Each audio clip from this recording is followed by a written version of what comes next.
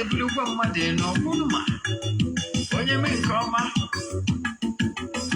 ebulie ya elu tie jide nke oji na-aga n'iru biko ka anyị gbakọ kịta wee kele n'Eze-Ana Eze-Ana ego anyị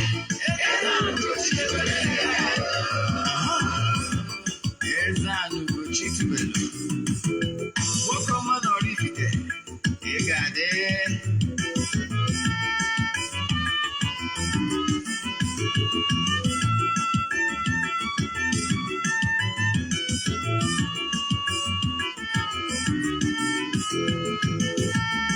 Odinana bụ eziokwu Odinana bụ ụzọ ndụ ịma na o nwere olu na-eti mkpu na-asị ụmụ Igbo chigharịa ụmụ Igbo chigharịa kwa mbọsị ọ na-eti n'ụtụtụ na abalị ọ nọ na nkụzi Eze-Ana Ugochi tubelu onye ọma na oraifite onye mgbasa ozi ọma ọdịnala gaba n'ihu Eze-Ana Ugochi tubelu onye malije eme ọnụ ọdịnala bụ ụzọ ndụ gaba n'ihu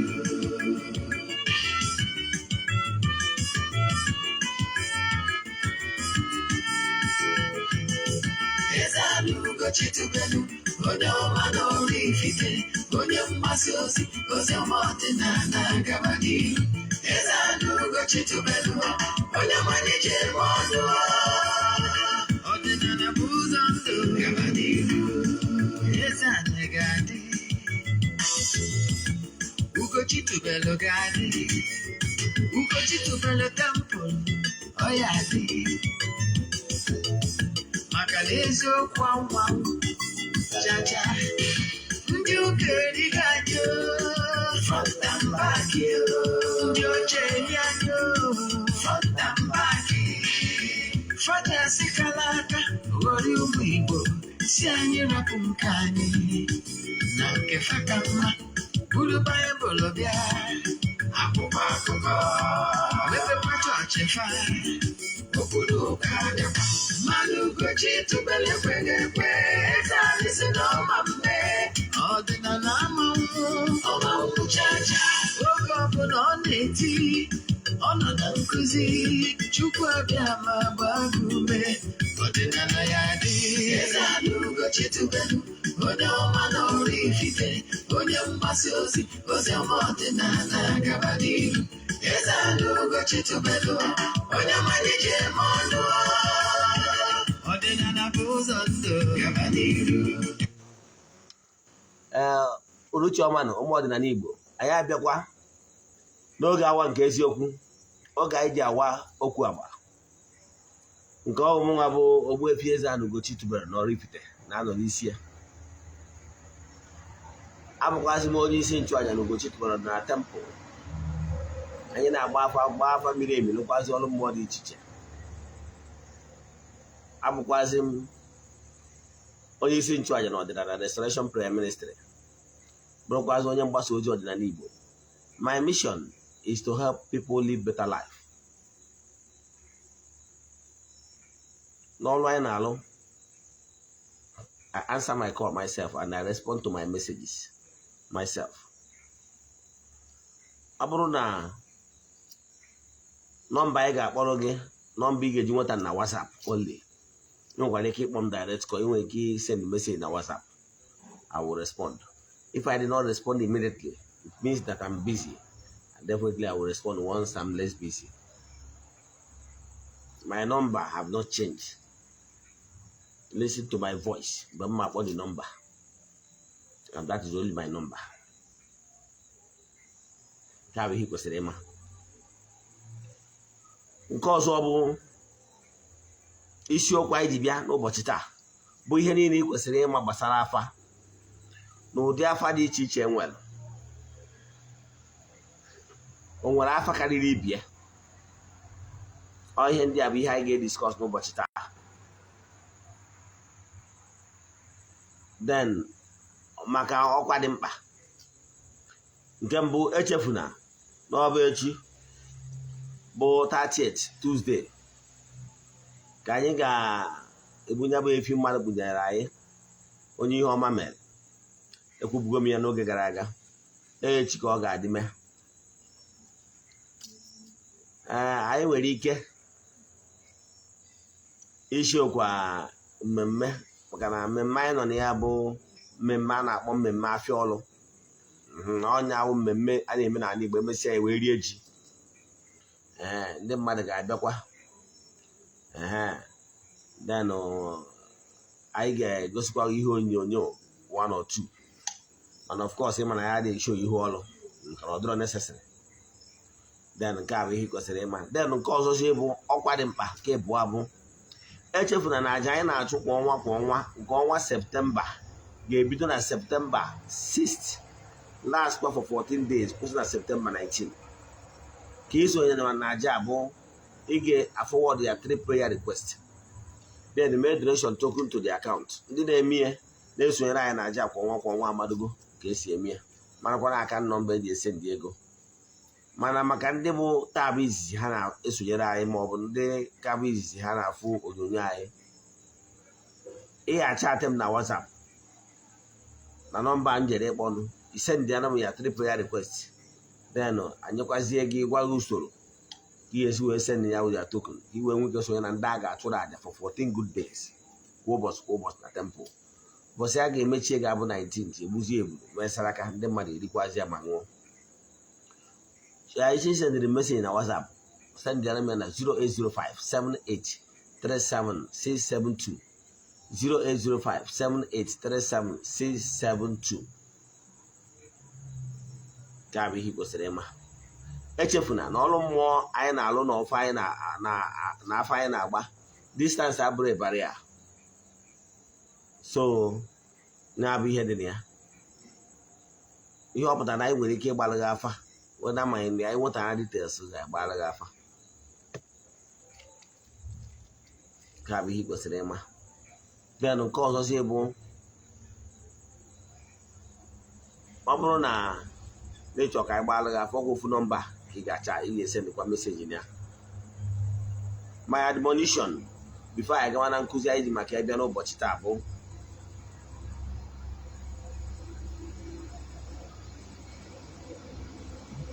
what you don't know is only a mystery to you and not to all.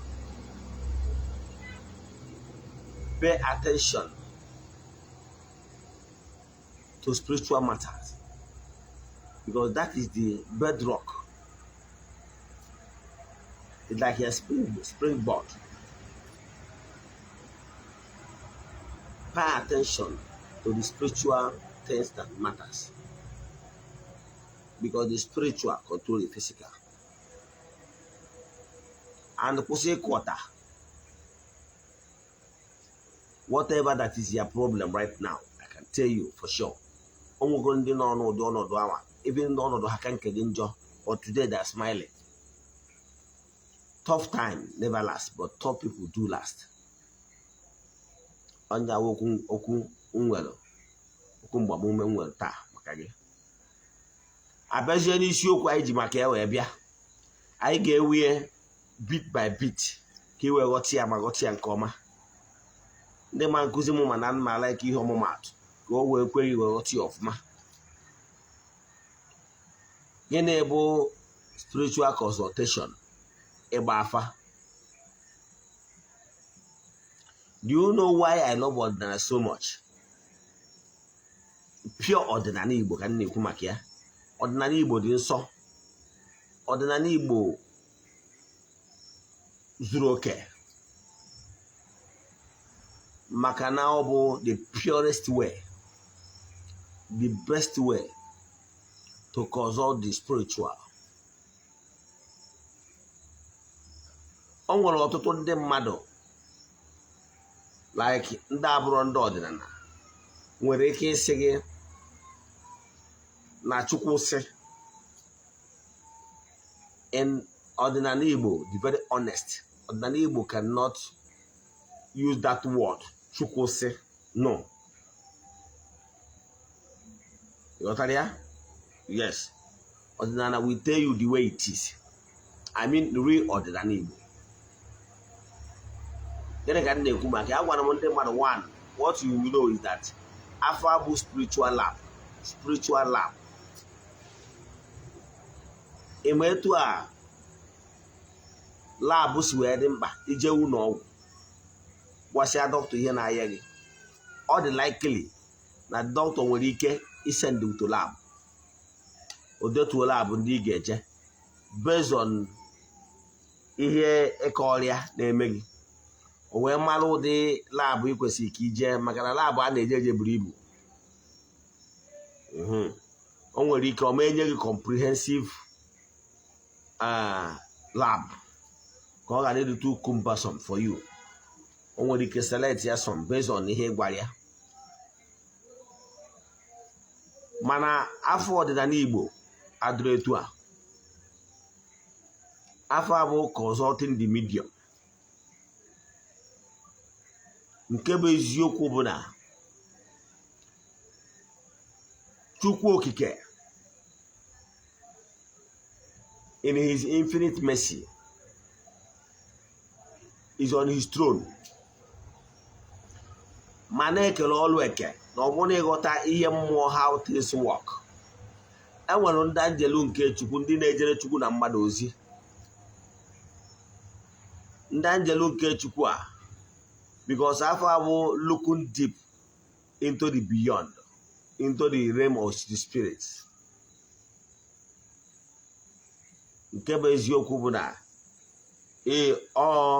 ebe a na-anọ wee na-consult ụmụ mmụọ wee jụọ ha ese kedu ihe a ga-eme ka udo obi wee dị.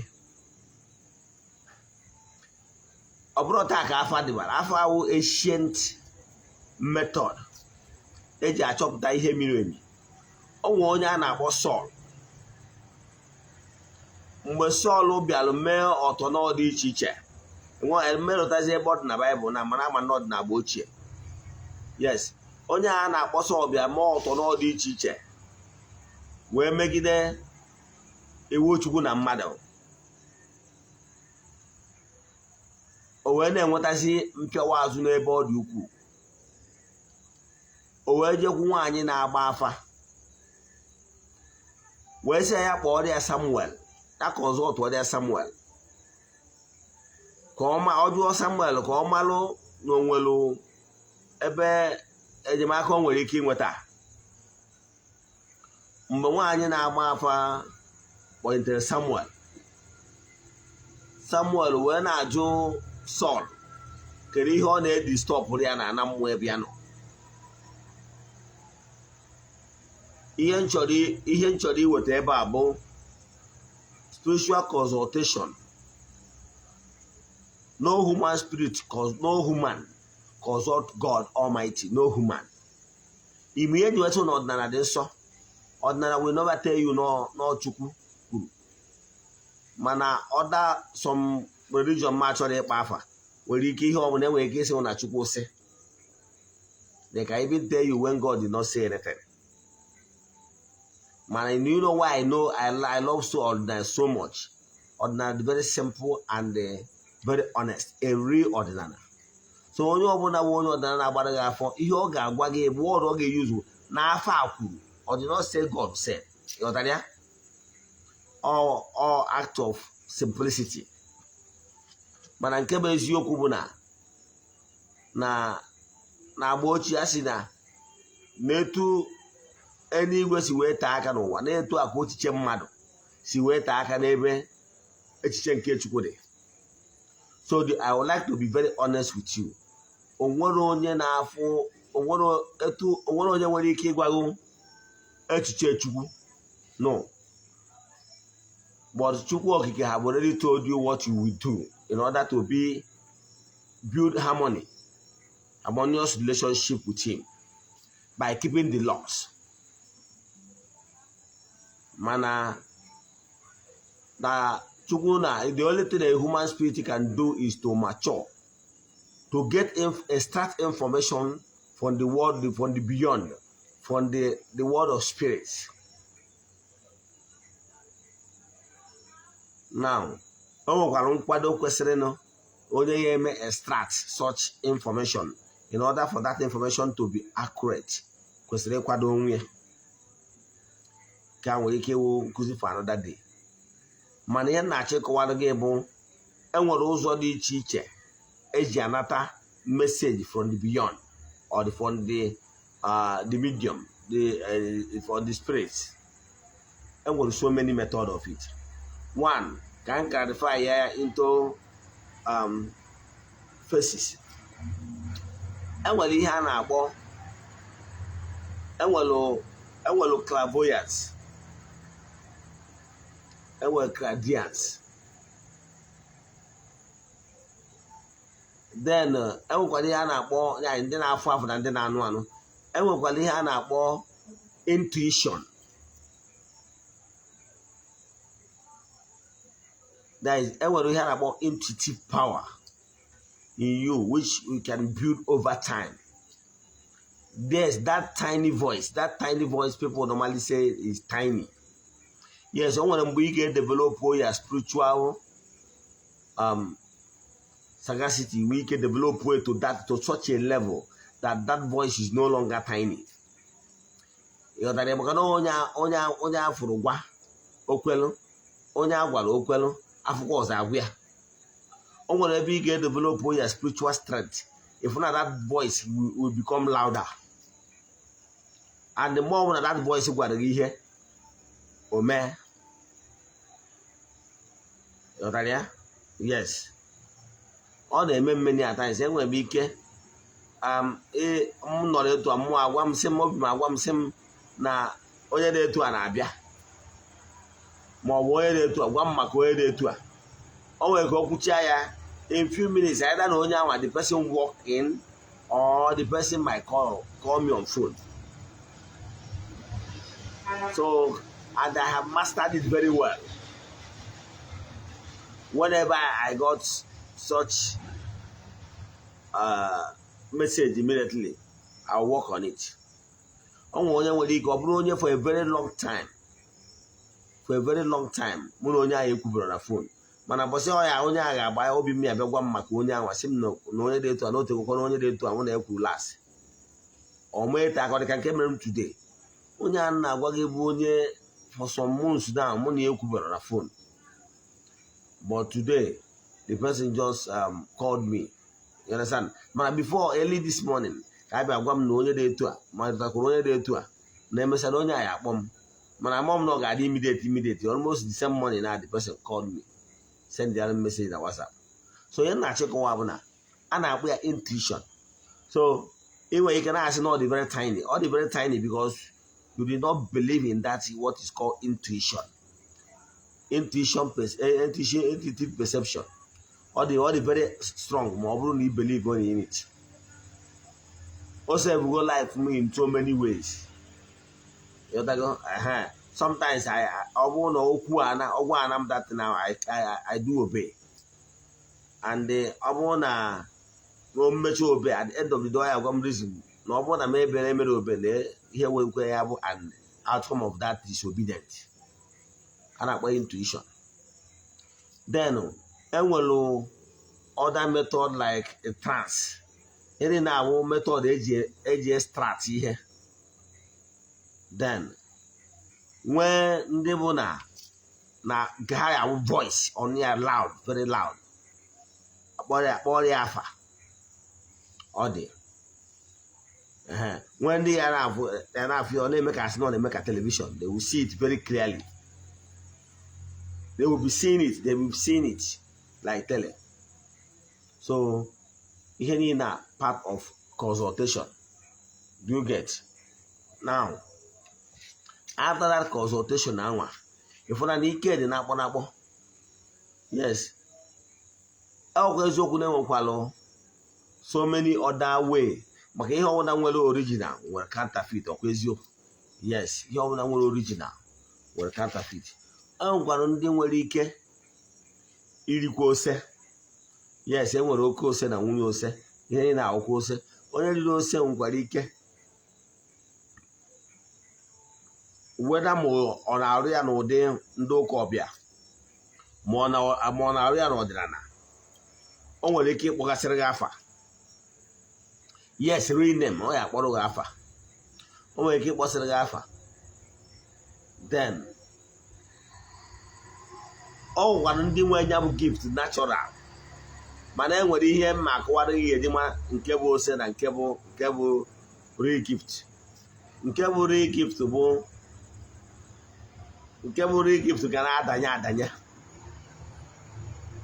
ọtụtụ ndị na-alụkarị n'ụka na-eyuzukarị ya nke bụ real gift nwere ike ịdanye mana nke bụ ose ga-akpọ afa almost on every time once you step na each arena ma ọ nọ na a particular arena o nwere ike ịgwa gị ịkpọrọ gị afa ihe ọbụla ya mana nke bụ natural ama abụ mgbe ị tụrụ anya ya ọnọkọta dị meseji abịa ọ dịka mmụọ ebutere ikuku ebutere ya ozi ya abịa ozie ya ya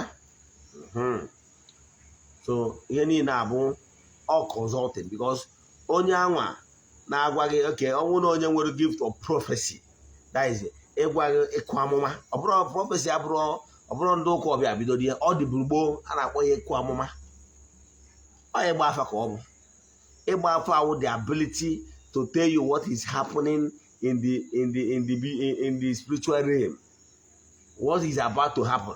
You know, like I always tell you that before the spiritual control the physical, before anything will happen in the world of the physical, it must have taken on form in the spiritual realm, then waiting for the appointed time to happen physical. So when it is still in the spiritual realm, you can do one or two to alter it, to make it happen fast, or to delay it, or to nullify it. Here you go say those things when they are still in the medium is for you to be able to take you by sudden or by chance. We can prepare either to welcome it or to reject it. Makana ekwu okwu ndị Igbo tụrụ isu na ofeke na mana be dibịa ada ngwugbo. Yes. Makana na onye ajụjụ ana na-efu ụzọ ịghọtara ya.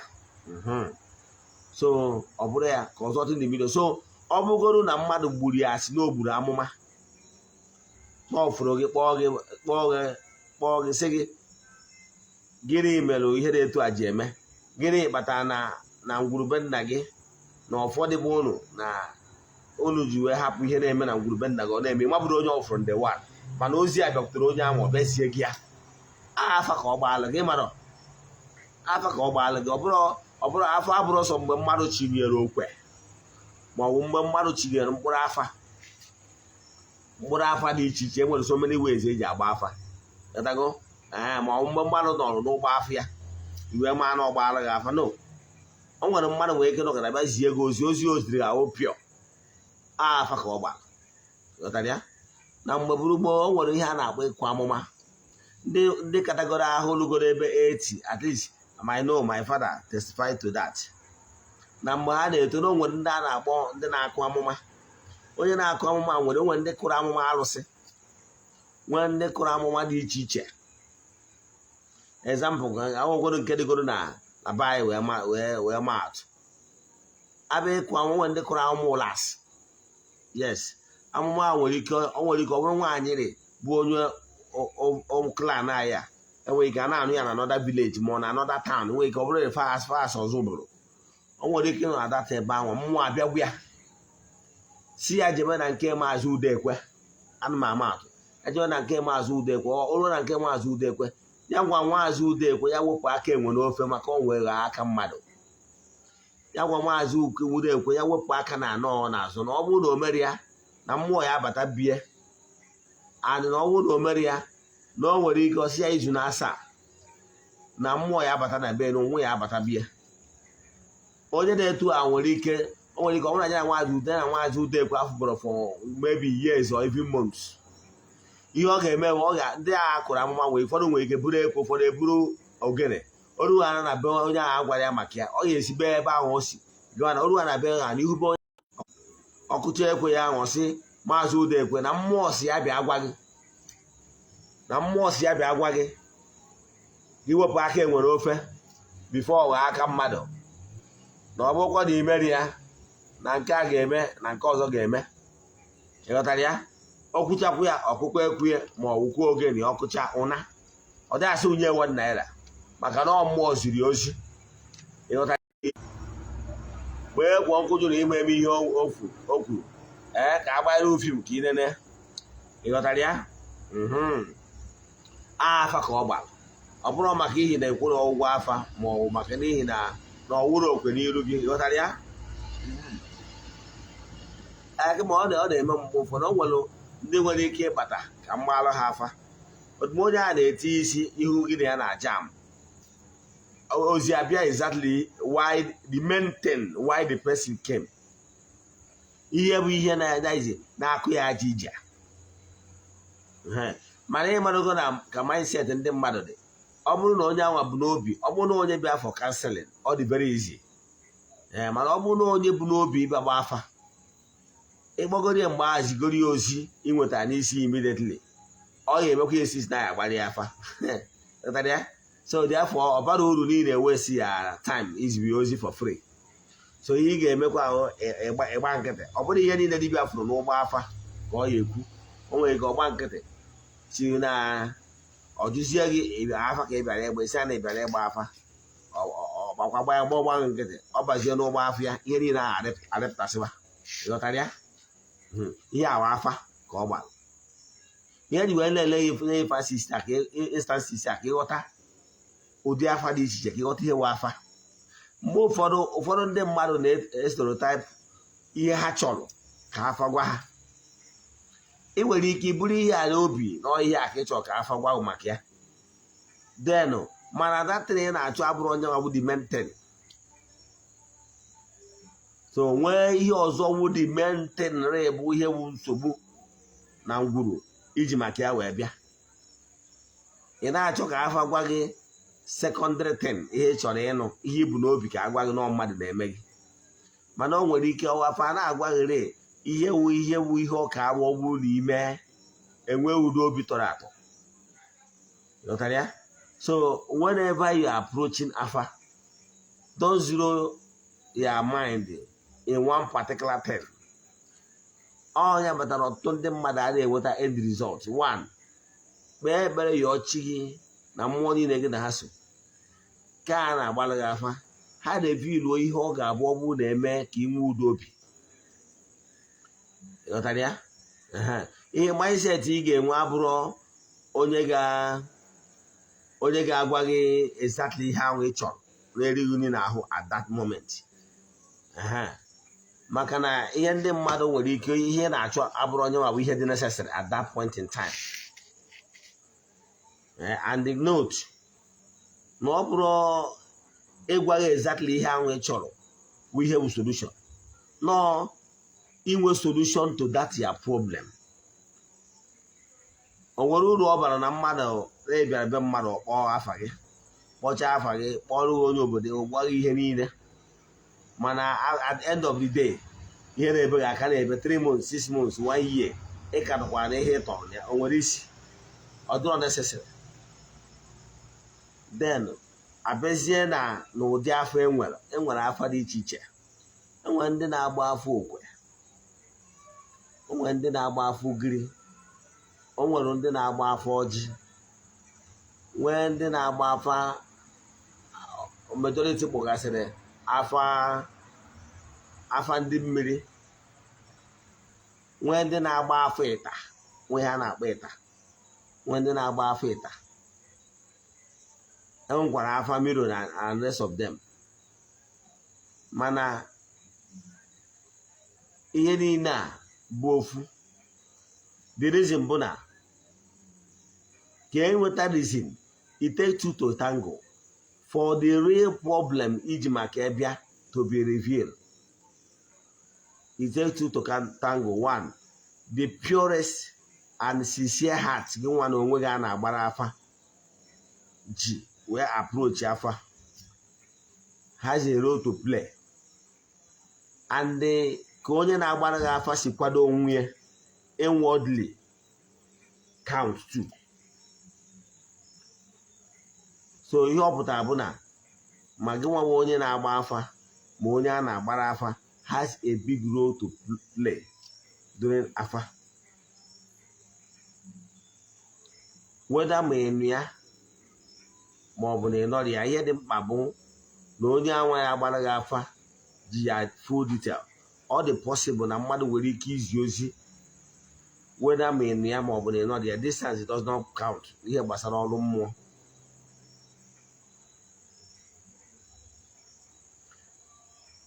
Enwere ike ịgba afa n'isi onye anọrọ nso fụọ ozi n'isi ya. Iji maatụ, Jizọs ndị ụka ọbịa nwere mgbe ọ na-achọ ịba na Jerusalem, o wee sị ndị na-eso ụzọ ya ha jebe n'obodo dị etu a, ha jụọ n'obodo dị etu a na o nwere nwoke nwere ịnyịnya. Ha lụọ, ha gwa nwoke ahụ sị ya na onye nwe anyị chọrọ ịnyịnya afa ka ọ gba. Ha wee jewe ebe a lụọ truli, ọ bụrụ na onwe nwoke nwere ịnyịnya ebe ahụ. Ha wee gwa onye ahụ sị ya na onye nwe anyị chọrọ ịnyịnya, onye dịmadụ rizie na ịnyịnya without ịjụwa much question. Afa ka ọ gbara. Wee gwa ha jee ihe na-etu anyị eme and isetu ame. Now n'imezi na ụdị afa ahụ na dị afa na how correct afa ga-adị ma ọ bụ incorrect depending na mmụọ mmadụ ji alụ ọrụ. O nwere afa ị ga-asị na ọnya nwakarịrị ibie pese. Let me give you an example. Kama na enwere characteristics eji ama afọ ọbụla. Example, ukiri nwere ike ịkọ more of akụkọ. While some other form of afa, types of afa nwere ike ịga straight precisely to the root ihe a jụrụ maka ya. Now, onwere nke ị ga-asị na ọnyanwa is so perfect than the other. You know why? The reason bụ na o nwere ụfọdụ ndị jegoro gbaa afa jee ebe eji ugiri gbara ha afa, agbachara fa afa, ha mee ife onye gbara afa gwalfa mee, mana till today 3 months, 6 months, 1 year, 2 years are down the line, nothing changed. The same thing is applicable to any other form of afa.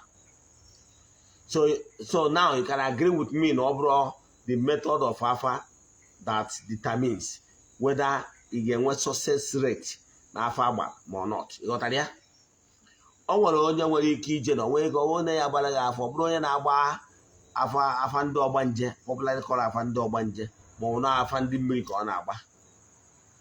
Then mana ọ gbachala gị afa, ime ihe anwa ọ gwara gị mee, few days, weeks, months, ifu massive result. You know that? That one does not even mean na onye nke ọzọ agbarọkwa afa. No.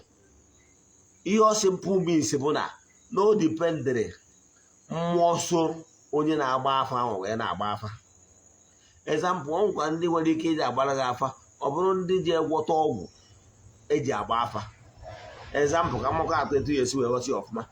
Ọ nwere ndị nwere ike isi gị mgbe a ministry na-ewu na o nwere ofu onye nwe anya ma woman of God na n'ọnọ n'ebe nwa na ọ na-ezi ozi kpata na ịbata ozi chacha ozi a na-etu kọmputa Jizọs onye kọmita a na-akụ aka ozicha ihe niile ahụ, mana gịnị? No solution. Ịghọtara ya? Etu a ka ọ dịkwu n'aka ndị ụfọdụ na-agbakọ afọ nkwara ike zikwa gị ihe niile ahụ from A to Z, mana gịnị? No solution. Ịghọtara ya? Enwere nkwara so many things nwere ike cause no solution. Yes, ọ nkwara ihe nwere ike cause no solution. Reason bụ na onye ahụ nwere ike ọ bụrụ onye butere ike mbute wee na-agba afa. Ike mbute ya nwere ike ịgwụ ya ma wee asị na onye riri ose na abụ. O nwere ike mbute ya nwere ike ịgwụ ya exactly ihe iji maka ịbịa, mana ọrụ ọ dị ọrụ ọma aga. Maka na ọ bụla ọrụ mmụọ niile ka ihe ejiwe ọgwụ lụ ọga. Example, ejiri ọgwụ ejekwa alụsị. ọ bụrụ onye problem has something to do with alụsị na ịgwọrọ ọgwụ wee na-arụ ọrụ cannot help you n'ebe onye ahụ nọ maka na ejiri ọgwụ ejekwa alụsị ghọtara ya. So onye na-achọ ịkọwa bụ na ihe ga-eme ka enwee udo obi n'afọ agbalụ gị dipendịrị how prepared onye na-agbalụ gị afa ji kwado na mmụọ si elu. Ọ bụrụ onye mmụọ dị ike so, onye dị natural mmụọ dị ike sorie, ọ bụrụ na ọ na-agbalụ gị bifo ọ gbara gị afa ọkpọkuo mmụọ niile ya na-eso, ọ mmụọ niile anya na-eso ga-eme ọha ga na-agwụ ya maka ọha ka ọ kpọkwuru mgbe ọ na-achọ ịgbanyewe afa. Ọha ga na-agwụ ya na-eke ihe a si wee dị etu a, na-eke o si dị etu a, na-eke o si dị etu a. Okwutu ọsọ ya ṅụọ iyi ha si ya bụ onye dị etu a Mr. Okonkwo ọ na-agbara afọ, ọ na-agbara afa, ma ọ nwaanyị orie ọ na-agbara afa, ya ji eme ihe dị etu a na-emecha ihe dị etu a na udo obi ga-adị. Ha kwucha ha ṅụọ iyi kwụrụ na ya denụ ihe onye a ga-eme na gbara afa ọ gbachaa afa ọ jụọ afọ ya afa si ya yes na ya ga-alụ ụdị ọrụ ọ na-arụ ọrụ ọkpọ ụmụ mmụọ anwa entities of powers anwa mmụọ niile kwụgbarị anụ ndị ya na-eso wee sị ya n'ọkwa ọrụ onye awụ nwaanyị orie ya gbara afọ ya ka ya na-arụ. Ha tinyekwa aka ka ya gba ọrụ gaa because of entities of powers si elu ọrụ anwa aga because those entities of powers a na-esu ya bụ the executors. They are the real executors. Ọ ha ga-enye aka fụ ka ya bụ afọ anwa agbalụ bịa na mmezu ka ha were utore ịghọtara ya. So ihe na-alụ ọrụ bụ mmụọ so onye na-agba dị afa ya na ha nwa because ha nwa dị the executors. Ọ ha ga-edetermine how perfect dị afa ga-adị. That is because agbasiala gị afa lụọ ọrụ si elu ifro result afa agbada enwere isi ịghọtara ya.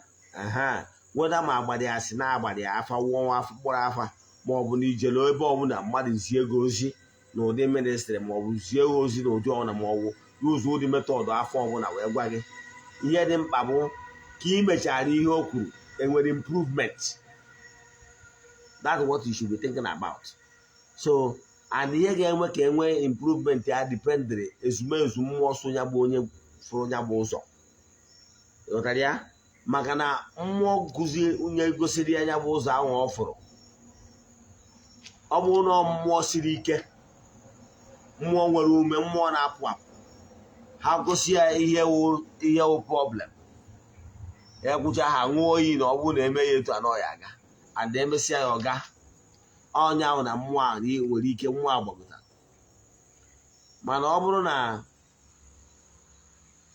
onye ahụ ajelu kwuo based on n'ike mbute o butere ma ọ bụ assumption o mere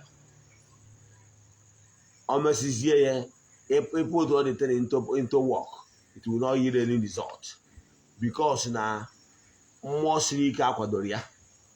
So ihe ị ga na-eme ewu ihe na advice gị as onye na-agba afa bụ 1 ọ bụrụ na ị chọrọ ịgba afa kpọkuo chi gị na ezumezu mmụọ gị na-eso gwa ha na ị chọrọ ije gba afa ha biko ha direct gị n'aka onye ga-agbanya bụ afa gbachanya bụ afa ka enwee udo obi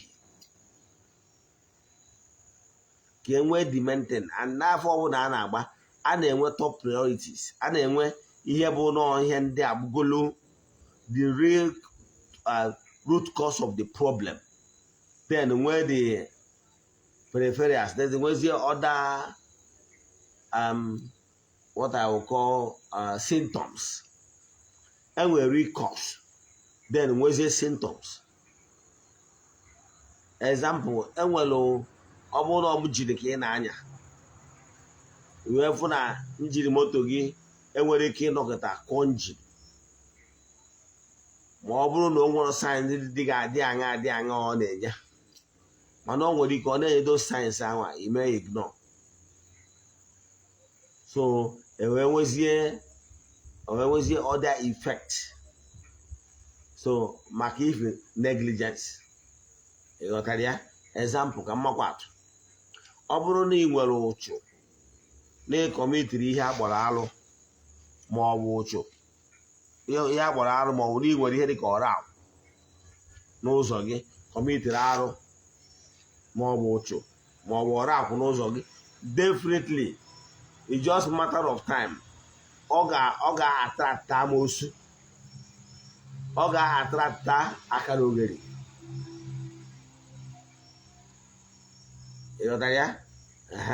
Because there are two principal powers in negative energy. So once they want ọchịchịrị around you in the spiritual realm, they want ọchịchịrị, be rest assured na other negativity will come. Ka mmakwara ga-atụ ka ịghọta ihe na-ekwu.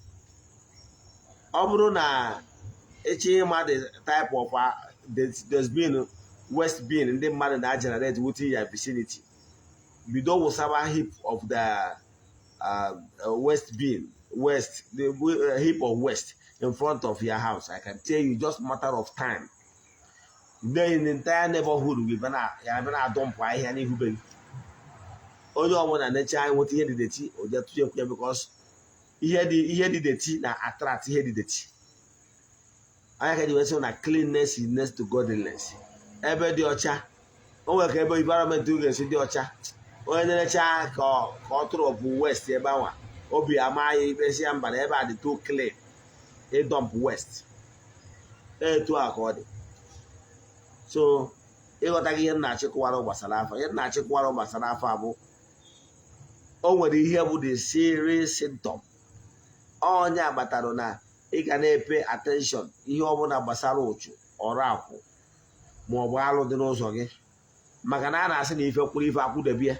Once ụchụ ma ọ bụ ọrụ akwụkwọ n'ụzọ gị, it's just a matter of time, other things will start coming.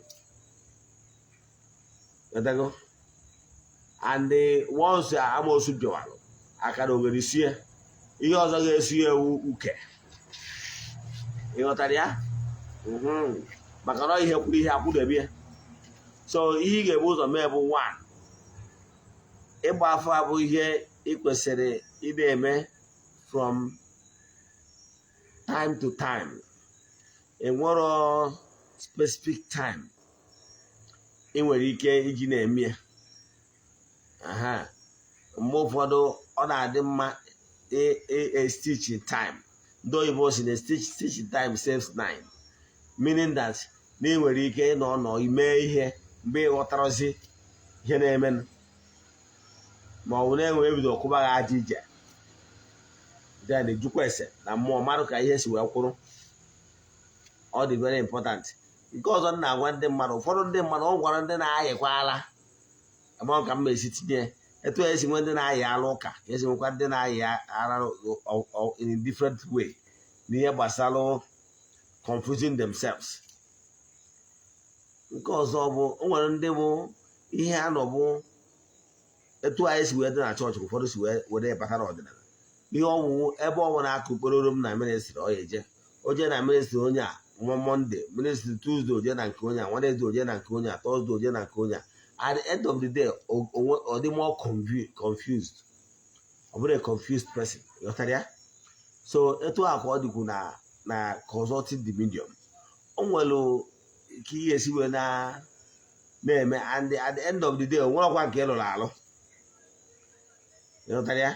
By so doing, you are entangling yourself more. You know why? Ọ dị mma talk less but act more. Ya eburu onye na-abụ ịgbasi afa, o nwere nke ị mere eme, after 3 months again ịgbakọ afọ again, after 6 months ịgbakọ afọ again. Ebi ụlọ onwe ndị nwere ike ịgbacha afa 3-4 times kama ofu mkpụrụ ọrụ n'ime that 4 afa nwere nke o mere, just for fun of it. It will never help you. What will help you, 1, where your ya guide ya to the right person. Onye ọbụla ọ guidere gị, ihe ga na-eche ka abụrụ more or the most expensive or the most cheap. No, ọ bụrụ ihe na-determine. Ọ bụrụ ihe na-determine. No, kpechie ekpere yọọ chi gị na ezumezu gị, ha guide ya gị to onye ha chọrọ ka ịgba onye agbara gị afa. Onye ọbụla obi gị nabatara sobe onye anwa. Sometimes some people when they get that jump from one person to the other, from one person to the other, at the end of the day, they get themselves more confused. You understand? As soon as I'm no big guide to extent of either jumpology. I won't know here go big guide again. Jumpology. The one you want so. Man, I make sure no na consult your spirit. Can we get guide again? Can we go where I need to make a say. So you got to give him kwa wasara afa. Na afa, enwere afa bụ the more superior than others.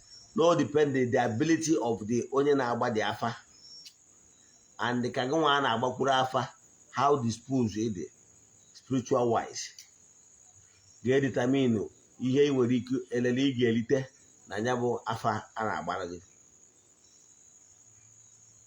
So ihe na-achịkọwalụ gị n'ụbọchị tata bụ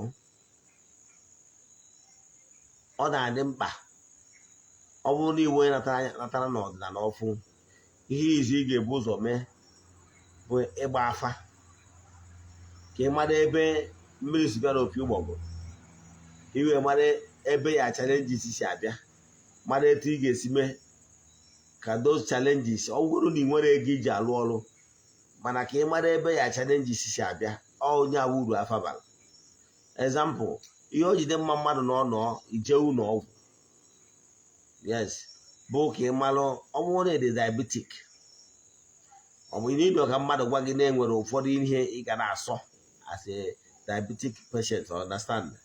Mana mgbe ị dị diabetic and you're not even aware of it, you are compounding your problem because ị ga na-eme gị na-eri anyhow, therefore you are jeopardizing your chances.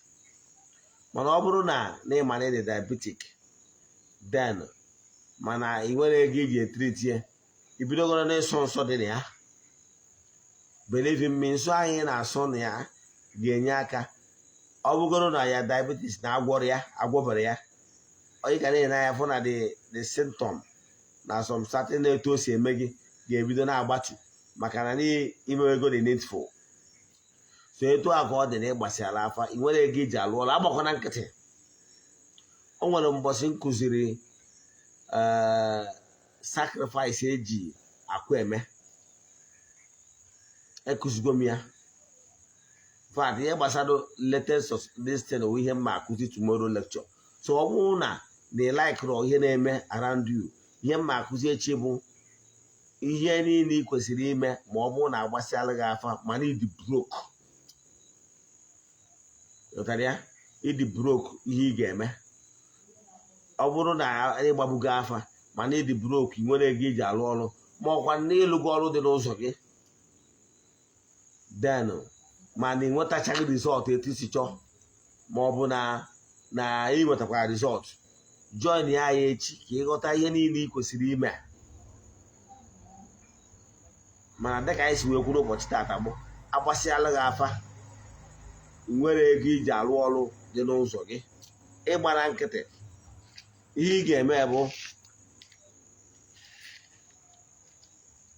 isonyere m echi ka m gwa gị ihe ị ga-eme ka mmụọ wee nwere ugwu ndidi malụ actually na-edi very sorry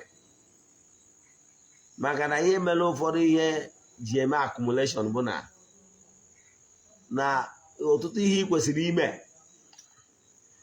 imere ya over years o wee na-eme accumulate. Ịghọtara ya? O wee na-eme accumulate. Ụfọdụ ndị mmadụ nwekwalụ mindset ụfọdụ dị aṅaa because na ha ghọtara atụ afa si adị. O nwere ebe m ji gbaa afa ụfọdụ asị gị na onwekwara mgbe ọbụla enwere ike ije n'afa ga dị ifunwe ihe ọbụla afụrụ. Yes, o nwere ebe m ji gbaa afa onye a mara onye mbụ mbịa na nke ya ọgbagide afa gbachaa afa si mmemme ihe mmemme ya nna ruo mụ ji ewere ihe dị etu a ji ekene chi m na ezumezu na ha kwudoro m sisi ya bụ ozi na afta afa niile ọ gbara. So ọ bụrụ na mmadụ sị gị ọ dị possible na mmadụ ga-alụgide ọlụ ịma na-ekwu ọnụ ụgwọ iji dị up to date. ịghọtara ya gbacha abasị m ji ewere onye na-eto aja egboro mmụọ mụ na ha so maka na ha kwutoro m na ha fụrụ m n'anya nke ukwuu. So ọ dị possible na ya agbasịala gị afa na ọ bụrụ na ịdị up to date. And nke ọzọ bụ enwere so many things mmadụ ji akwụ ụgwọ na ọ bụrụ na agbasịara ya afa. Agbasịara gị afa ọ bụrụ na ị nwere ego ịgbara nkịtị kama at least ịmarụ gị ebe ya problem si, then si etu awa na channel ya petitioning, begging for forgiveness, ịmarụ gị ebe ị ga-esi and ịgba mbọ fụ na ịdị eme ọtọnọ n'elu ọtọnọ nke ị mere eme ka ị ghara ịbụ ọkụkọ a na-ekwu na ọmara ọnụ na nsị o were okwu ya na-awụnye. Therefore ya compounding ya problem. Because ọ bụrụ na ịbụ onye ị na-arụ ọrụ dị n'ụzọ gị mana ị kawakwara ahụ na-eme ihe na-ebute alụ, na-ebute ihe na-ebute ụchụ, na-eme ihe na-ebute ọrụ ahụ and arụ we never season ya afa, they will keep coming. Ị nọrọ ka onye na-eje ụka ma chọrọ ịkpa afọ ya wụ ijecha confession tata, ijecha confession ụbọchị Friday, ị nata ori ụbọchị ụka, ụbọchị the same Sunday anwa imewekwa mpụ wee na-esi nwa weekend jekwa confession ọzọ, onye na-aghọrọ ibi ya. So ọ bụrụ etu akụ kwesịrị ịdị. Ọ bụrụ na agbalụ gị afa o wee bụrụ na n'ụchụ maọbụ negative energy dị n'ụzọ gị, gbaa mbọ sere aka n'ihe ọbụla na-ebute ụdị ihe anwa. By so doing ị na-agwa mmụọ na na-edi serious, na-ekarịrị egwu n'ibidogo n'ịdị very serious. Mana ọ bụrụ iwe onye a na-agwa ibi ọ na-eto afọ, kedu ka ihe esi wee dị mma? Kedu ihe kpata na ọma na-apụta n'afa gị steady? Maka onwe onye nwere ike ịsị na ọrụ ndị amoosu a na ya lụkwa anya 6 months ago, na ya lụkwa anya 4 months ago, kedu ka o si apụtakwa n'afa? Ajụ wee bụrụ ka a rụchara ya mgbe gara aga iwepụga aka na ụtọ n'oyi na-eme. Maka ọ nwere ndị na-abịa na temple maka maybe gbasara ịkpụ alụ ma ọ because of na ha mere megide ihe ọdịnala dị na ngwuru. Ajụ wee bụrụ ka gị nwa wee nwere onwe gị pụrụ iche, ị kwesịrị emesịa alụsị alụ ọrụ mmụọ akịlịsị kpụọ gị alụ, iwepụ aka n'ihe ọbụla na-eweta alụ ma ọ bụ ihe na-eweta ụchụ. That is the only way ọ ga-eji kwụsị ịpụta n'afa. Mana ị bụrụ onye na-abụ a na-agwọ gị ibi na-eto afọ, agbasịa afa, ichigakwato ya that old way, you keep on pụta n'afa, and even at a stage you are abusing the process, and abusing the process is enough ịgba ụchụ. Ịmara yes, o nwere ike ọ dị enough ịgba ụchụ, maka enwere ụchụ ndị dị iche na-agba like ndị mmiri mana ha na-asụ apịtọs. Now ịgba na-enwere akara oghere ndị mmiri, ịma na akara oghere enwere akara oghere dị iche iche, enwere akara oghere ịtago otu ụbọchị ka nkọwara ihe gbasara akara oghere ka ịghọta akara oghere ọfụma. So onye na-achọ ịkọwa bụ ka ị ghara ịbụ okenye na-asụ oke mana iji eze ekere ụmụazị, ka ị ghara ịbụ onye na-asa akpụ mana ị na-ata abacha. So ihe ị ga-eme bụ ọ bụrụ na ị chọrọ ka ị nwetawa ka ihe afọ ị na-agba kwụsị ide repeat ihe irugoro alụ mbụ, wepụ aka n'ihe ọbụla na-ebute ya bụ ihe anwa na-apụta n'afa gị, especially ihe gbasara ụchụ related na-apụtakarị n'afa ndị mmadụ. Maka na ọtụtụ ndị mmadụ wụ ihe anwa ọ na-eme lifestyle anwa dị negative, ọ chọrọ ịkwụsị anụ. So as long as you do not stop it in the spiritual circle, you keep on ịpụta na ya spiritual consultation. Mana ọ bụrụ na ị chọrọ ka ihe wee dị etu akwụsị ịpụta na spiritual consultation, change a new leaf, chegharịa ma chigharịkwa. all ihe na-abụ you must have mercy. You must oge wuteriri gị n'imere ihe ọtọnọ ịkụọta si mekọpa ihe ọcha mgbaghara mmehie anwa ichigharịa na ajọ ije anwa ichigharịa ma chigharịa dịka onye nọbụ na medium wave wee si na medium wave wee move to FM. Nke bụ eziokwu na onye ọbụla na-eto uruzi medium wave will not be able to get you as channel. Maka na ichegharịgo ma chigharịa move go illocate go from your previous spiritual standing. Mana ọ bụrụ na nọ na-abụ agbasịalụ gị afa ịlụ ọrụ 1 or 2 a cast is still standing in the same way of life. He is still hovering within the horizon of that particular lifestyle in a vinia. Believe me, that oracle will keep on showing in Yafa for a very long time because you are still operating within the same territory in the spiritual realm. So I'm going to tell you Basalo how consulting the medium, inviting the spirit that is in the other's divine. Kahagwage ihe Basalo the person ana address ya. That it is. So after we always tell you this, how the spirit perceives that particular person. So Alpha is very important. Like I always say, what makes Alpha to be more perfect depend on the experience of Onye na-agba Alpha. And also depend on the person na-agba Alpha. Example, ị ga-afụ onye bugoro ụgwọrụ n'obu Venza with 6 V6 engine. Ị nwere ike ịfụkwa onye bụ moto abụrụ V6 ọgbakarịa ọ bụrụ ụzọ ruo Owerri from Onitsha. Yes, onye nke a bụ lesson, onye nke a bụ njiri V6, onye nke a bụrụ njiri nke normal 4 plug.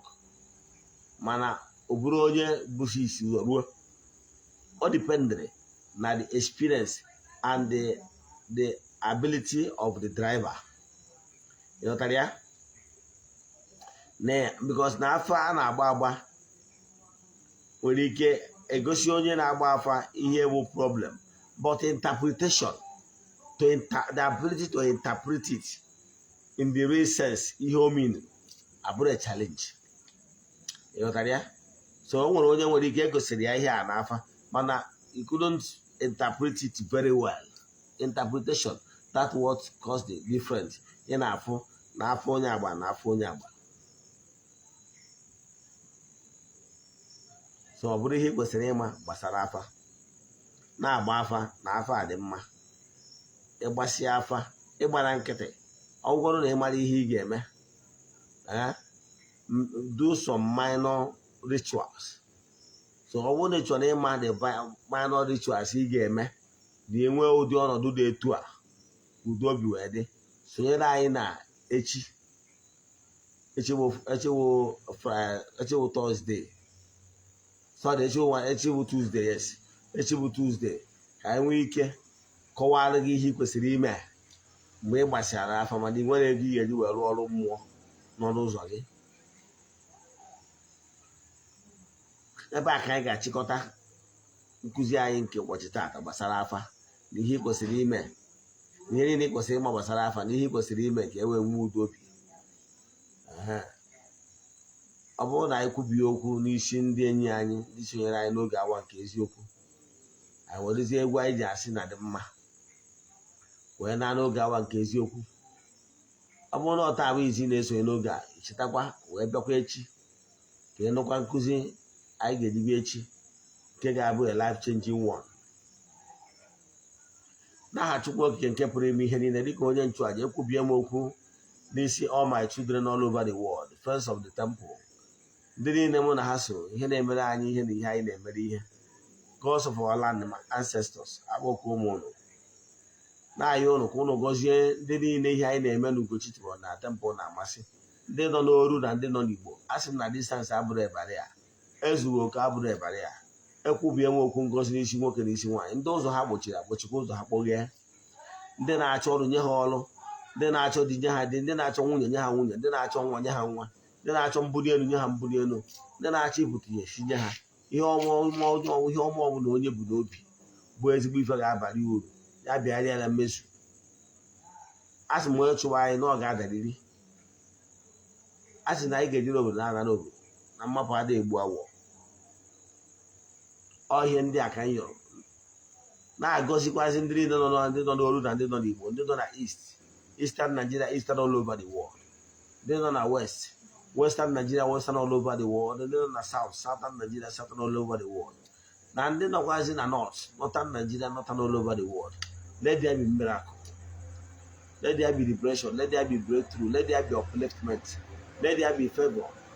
N'aha Chukwu Okike nke pụrụ ime ihe niile, onye ike niile si n'aka ya abịa.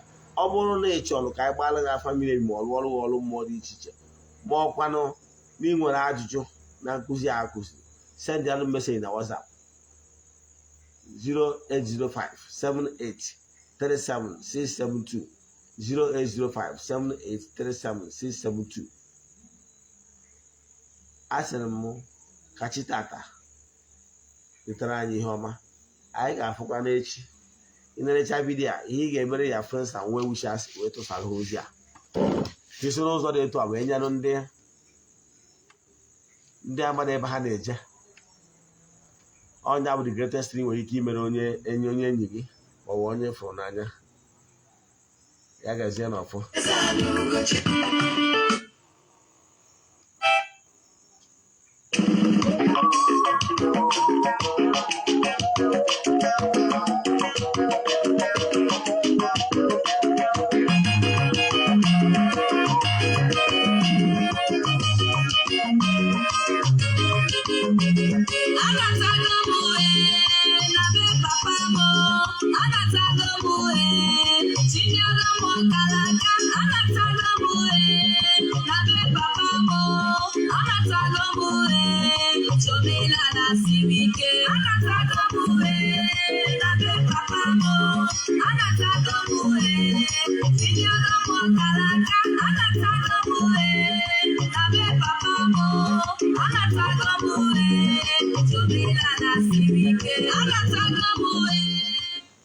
Ebe a ka anyị ewetara isi njedebe na-ayọkwazi gị ka isonyere anyị n'oge awa nke eziokwu.